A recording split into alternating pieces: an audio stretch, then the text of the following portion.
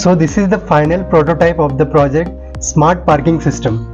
So now let's see what are the hardware components we have used in this project. First of all, we have a power supply unit which will provide power to the whole system. We have used one Arduino microcontroller board, 16x2 character bit LCD, 6 IR sensors, 2 in the entry and exit and 4 each indicating the parking lots. And we have 2 servo motors for the gate entry and exit gates.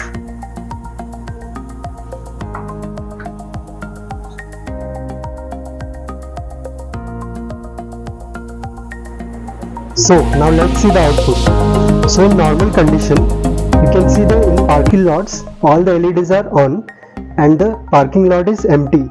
So the sensor values are 1. So whenever it detects any object or any car, you can see the LED will be turned off and it will show slot full. So now let's see when any car enters how it functions. So in the entry we have one IR sensor. So whenever the car will be approaching the gate, the sensor will detect the car and it will open the gate.